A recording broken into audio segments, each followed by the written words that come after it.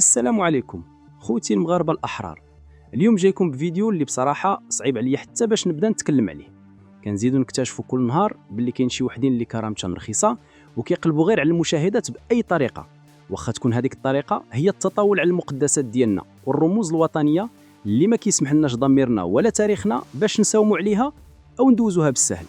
الموضوع اليوم ماشي لعبه ديال التيك توك ولا شي مزح حاوي، لا، الموضوع اليوم كيتعلق باحترام الذات الوطنيه، احترام ذاكره امه كامله. هذا المعتوه، هذا الشخص اللي خرج لنا من الجاره ودار فيديو صادم، اختار يمشي لواحد من اقدس الاماكن عندنا حنا المغاربه، ضريح الملك الراحل محمد الخامس الله يرحمه.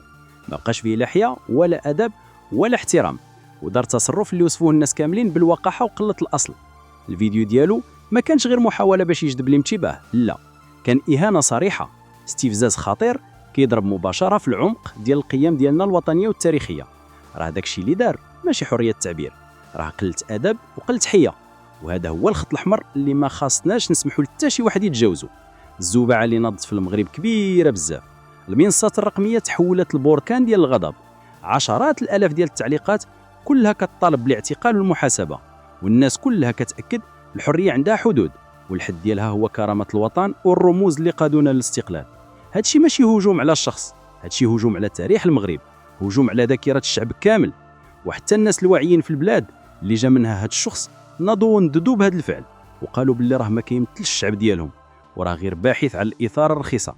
وقبل ما نتعمقوا اكثر في التحليل ونشوفوا واش هاد الشيء مقصود ولا غير تهور فردي، كنطلب منكم طلب بسيط وكبير في نفس الوقت. بالنسبه للناس اللي اول مره كتشوف قناه المجهول السياسي، اشتركوا في القناه وفعلوا الجرس وديروا اعجاب لهذا الفيديو باش يوصل لاكبر عدد ديال الناس، حيت هاد الشيء كيعاوننا بزاف باش نوصلوا للحقيقه بالتحليل العميق. يلا اخوتي نبداو ونرجعوا للموضوع ديالنا. بصراحة الغريب في الأمر والمثير للاشتمئزاز هو أن هاد الشيء ماشي هي المرة الأولى. كنلاحظوا باللي كل ما النظام في ديك البلاد كيعجز باش يواجه الأزمات الداخلية ديالو، من غلاء الأسعار للبطالة اللي كتهد المجتمع للاحتجاجات الاجتماعية، كنلقاو واحد الفئة كتخرج علينا من الذباب الإلكتروني والمرتزقة ديال السوشيال ميديا، كيبداو كيقلبوا على أي طريقة باش يسيئوا للمغرب وللسمعة ديالو. الهدف واضح، يحولوا الأنظار ويشغلوا الرأي العام ديالهم وديالنا حنا، مرة بالاستفزاز ديال الرموز الوطنية، ومرة بالكذب الصريح على تاريخنا، ومرة بالسخرية من المؤسسات ديالنا. لسان حالهم كيقول إذا عجزنا نصلحوا بلادنا من الداخل نحاولوا نخربوا بيوت الآخرين. ولكن، وهذه هي النقطة المهمة اللي خاص كل واحد يفهمها مزيان، المغرب بشعبه برموزه وبتاريخه أكبر وأقوى بزاف من أنه يتهز بالتفاهات ديال المؤثرين المزيفين اللي كيقلبوا على بضعة مشاهدات ولايكات. محمد الخامس الله يرحمه ماشي مجرد ملك في الذاكرة ديالنا، لا، محمد الخامس رمز ديال استقلال الأمة، هو القائد اللي ارتبط اسمه بالتحرر وبالكرامة. أي واحد كيتجرأ على هذا الرمز راه كيفضح غير راسو، وكيكشف على حالة ديال الإفلاس الأخلاقي اللي كيحشم منها الواحد. هاد الأساليب الرخيصة راه المغاربة عارفينها مزيان، ولفوا عليها وكيعرفوا كيفاش يواجهوها، بالوعي أولا وبالرفض القاطع في نفس الوقت. الرسالة خصها تكون واضحة، الاحترام خط أحمر، والمغرب ماشي ملعب ديال التفاهات للباحثين على الشهرة الرخيصة. ودابا نطرحوا السؤال المهم والمعكوس، اش كنا كنديروا حنا لو كان العكس هو اللي وقع؟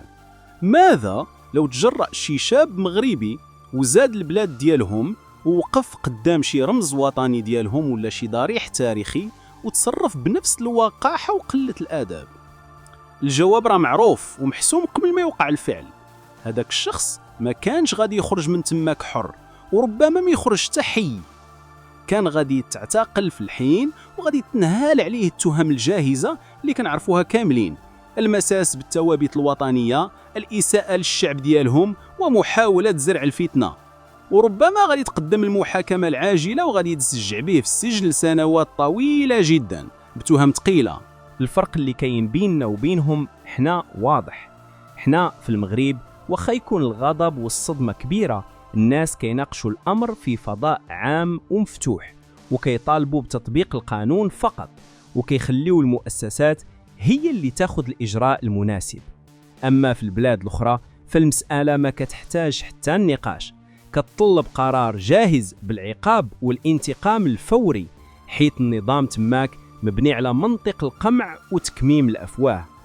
إذن اللي كيعتقد باللي التطاول على رموز المغرب مجرد لعبة سهلة باش يكسب المشاهدات خاصو يتذكر مزيان باللي المغرب بلد مفتوح على الجميع، ولكن الكرامة ديالو ماشي مباحة.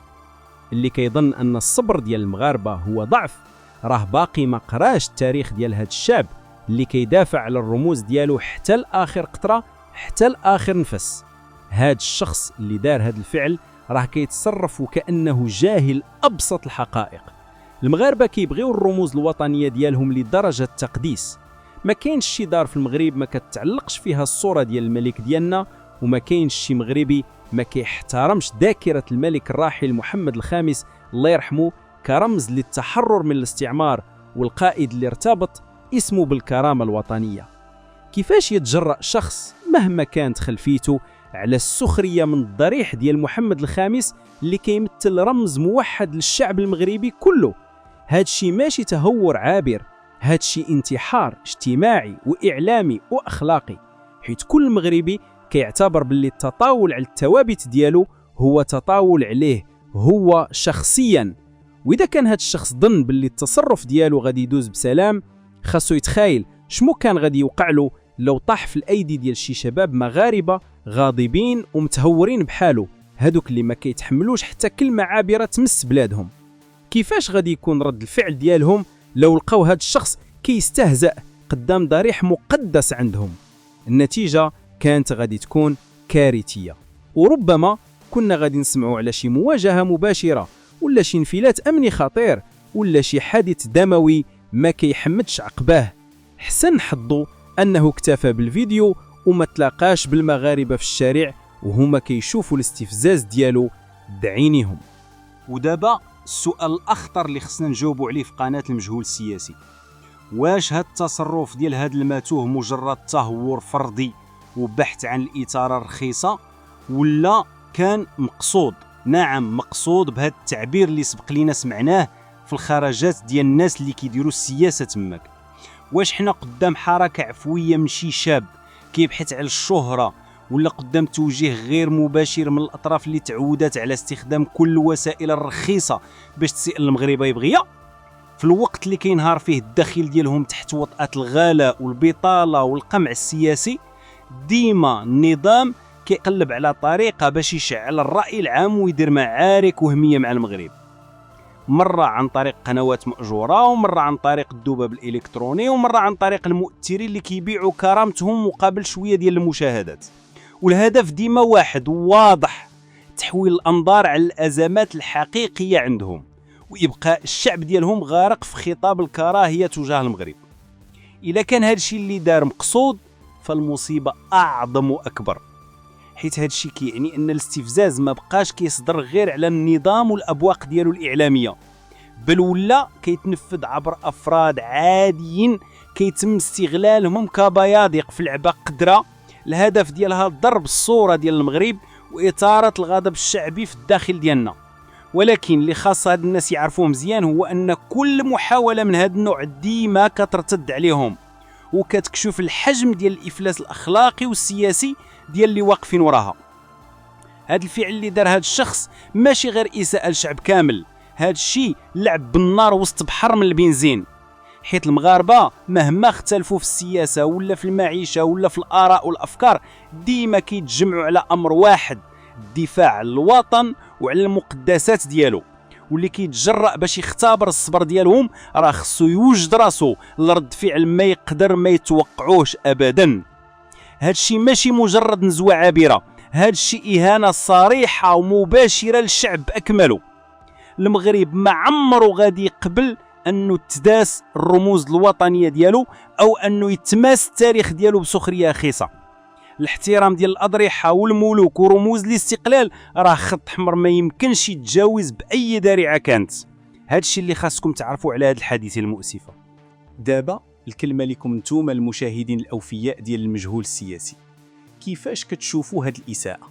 وشكون هو المسؤول الحقيقي على هاد التصرف؟ وكيفاش خاص يكون الرد ديالنا؟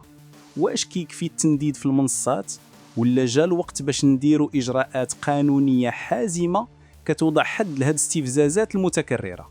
شاركونا آراءكم وتجاربكم القيمة في ركن التعليقات، وتأكدوا أن صوتكم كيوصلنا.